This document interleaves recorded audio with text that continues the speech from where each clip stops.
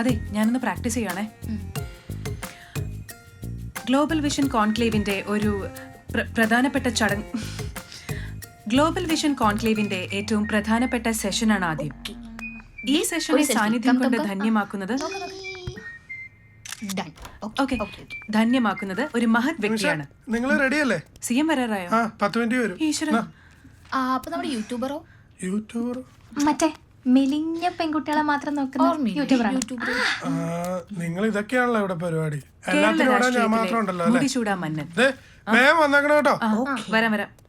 കേരള രാഷ്ട്രീയത്തിലെ മുടിചൂടാ മന്നൻ കേരള ജനതയെ ഏറെ ആർജവത്തോടെ മുന്നോട്ട് നയിക്കുന്ന ഭരണപാടവവും നന്മയും കർമ്മവും നിറഞ്ഞ വ്യക്തിത്വം.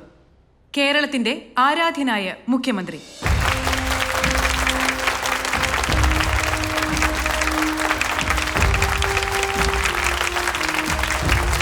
Welcome to global vision conclave sir.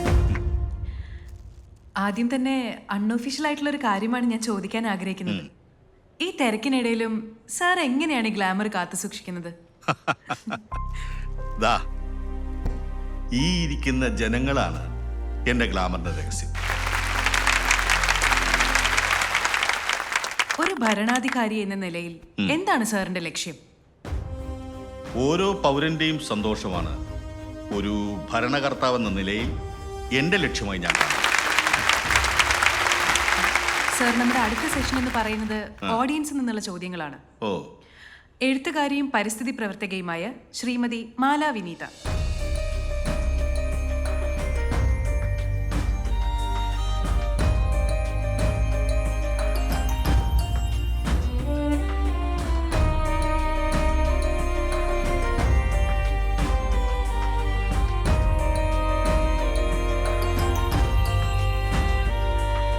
Sir, അടുത്ത ചോദ്യവും ഓഡിയൻസിൽ നിന്ന് തന്നെയാണ്. അഡ്വക്കേറ്റും യൂട്യൂബറുമായ ശ്രീ എബി മാത്യു. എബി മാത്യു.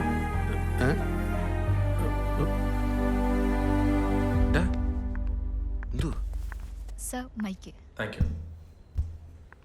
നമസ്കാരം സർ. നമസ്കാരം. എൻ്റെ മനസ്സിൽ തോന്നിയൊരു ചോദ്യമാണ്.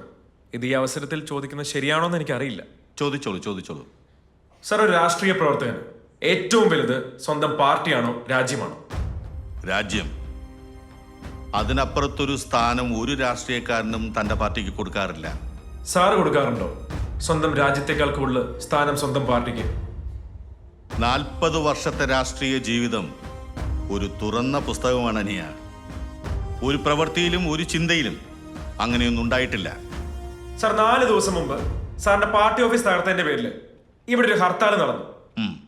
സാറാണ് ആ ഹർത്താൽ ആഹ്വാനം ചെയ്തത്. പാർട്ടി ഓഫീസ് തകർത്തതിന്റെ പേരിൽ പാർട്ടിക്ക് നഷ്ടം ഏകദേശം 85,000 രൂപയാണെങ്കിൽ ഒരു ദിവസം ഹർത്താൽ നടന്നതിന്റെ പേരിൽ കേരളത്തിന് നഷ്ടം ഏകദേശം 200 കോടി രൂപയാണ്. 85,000 രൂപയുടെ നഷ്ടത്തിന് പ്രതികാരം ചെയ്തപ്പോ കേരളത്തിന് നഷ്ടമായത് 200 കോടി രൂപയാണ് സർ. ഇനി പറയൂ സർ, സാറിന് കൂടുതൽ സ്നേഹം രാജ്യത്തിനോടാണോ സ്വന്തം പാർട്ടിയോടാണോ? ഈ രീതിയിലെ രാഷ്ട്രീയ പ്രവർത്തനം കാരണം പാർട്ടി ഫണ്ടുകൾ കൂടുന്നു എന്നല്ലാതെ ഇന്ത്യയുടെയോ കേരളത്തിന്റെയോ ഒരു കടം പോലും കുറയുന്ന ഞങ്ങൾ കണ്ടിട്ടില്ല സർ.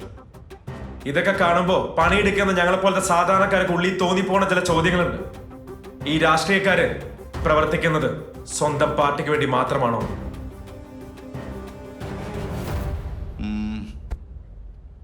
ഈ ചോദ്യങ്ങൾക്കുള്ള ഉത്തരം ഓരോ രാഷ്ട്രീയക്കാരനും വ്യക്തിപരമായി നൽകേണ്ടതാണ്. സർ, എനിവേ, ഇങ്ങനൊരു ചിന്തയ്ക്കും ഈ അവസരത്തിനും നന്ദി.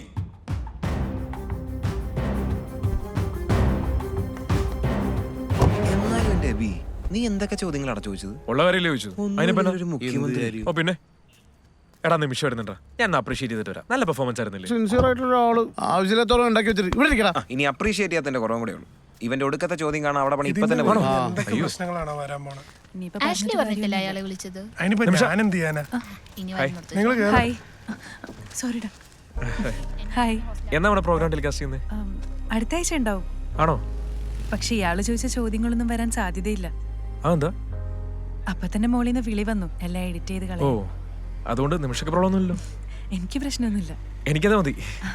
എന്തായാലും ഓഫീസിൽ നമ്പർ ഉണ്ട്, ഞാൻ ടെലികാസ്റ്റ് ഡേറ്റ് അറിയിക്കാം. നമ്പർ ഇപ്പൊ തന്നെ ആഷ്ലിയുടെ കയ്യിൽ നിന്ന് മേടിച്ചോളാം.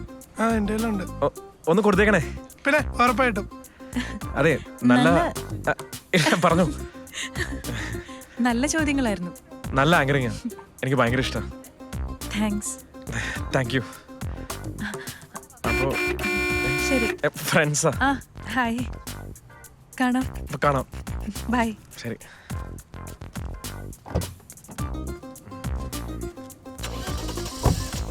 വാ വാ. ശരി അപ്പോ ബൈ.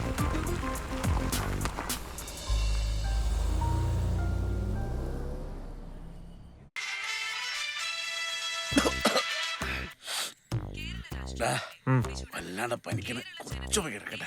പോലെ വാ, നിമിഷയുടെ പ്രോഗ്രാം കാണാം. അത് ഞാൻ വലിക്കില്ല. ഓ, നല്ല രസമുണ്ടല്ലേ? നിനക്കാവുന്ന രസം, എനിക്കൊന്ന് രസം. അയ്യോ, എബിക്കുട്ടാ, വിനു മക്കളെ, ഡാ നിമിഷയുടെ പ്രോഗ്രാം ഉണ്ട്, വാ. അത് കാണാം. പിന്നെ ഒരു ഹെൽപ്പ് ചെയ്യൂ. എന്താണ്? ദിലീഷ് പോത്തന്റെ പുതിയ സിനിമയിൽ അഭിനയിക്കാനേ നവാഗതരായിട്ടുള്ള ആൾക്കാരെ ആവശ്യമുണ്ട്. അപ്പോൾ ഒരു 2 മിനിറ്റിന്റെ സെൽഫി വീഡിയോ എടുക്കാൻ ഹെൽപ്പ് ചെയ്യൂ. എടാ പൊട്ട, സെൽഫി വീഡിയോ സ്വന്തമായിട്ട് എടുക്കണ്ടാണ്, ഞങ്ങളെല്ലാം ഷൂട്ട് എടാ ചെയ്യണം. ഞാൻ ചെയ്ത റിയലിസ്റ്റിക് ആവില്ല. നീ അല്ലെങ്കിലും ചെയ്താലും റിയലിസ്റ്റിക് ആവില്ല. നീ ഇത് പോയോ? ഒന്ന് എന്താടാ നിങ്ങളുടെ കൂട്ടുകാരൻ ഒരു സിനിമ കാണാൻ നിങ്ങൾക്ക് ആഗ്രഹമില്ലേ? എടാ, ഞാൻ കുറച്ച് കിടക്കട്ടെ. നീ ഇത് കണ്ടേ? ഇരിയടാ അവിടെ. ഒന്ന് കണ്ടാലിപ്പോ എന്താ? ആഹാ, നീ കൂടുതൽ തള്ളാണ്ടെങ്കിൽ തന്നെ. എനിക്കറിയാം എബിക്കുട്ടാ. ഓരോരോ നീ എങ്ങോട്ട് പോണത്? പോട്ടെ പോട്ടെ, ഞാൻ വരാം, ഫ്രെയിമെന്റ് വരാം, പിടിച്ചു. എന്തിനിങ്ങനെയൊക്കെ? കണ്ടോ?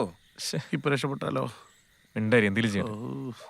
നമസ്കാരം, ഞാൻ പോൾ വർഗീസ്, തിരക്കുള്ളൊരു അഭിഭാഷകനാണ്. ഞാനിപ്പോൾ അവതരിപ്പിക്കാൻ പോകുന്നത് മരിച്ചു കിടക്കുന്ന ഭാര്യയെ നോക്കി പൊട്ടിക്കരയുന്ന ഒരു ഭർത്താവിന്റെ വികാര പ്രകടനങ്ങൾ. ഭാര്യ മരിച്ചാലും ഭർത്താവിന് എന്ത് വികാര?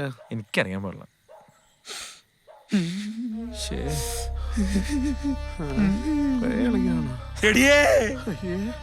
എന്നെ വിട്ടേച്ച് പോയില്ലേടി നീ? പോയില്ലേ?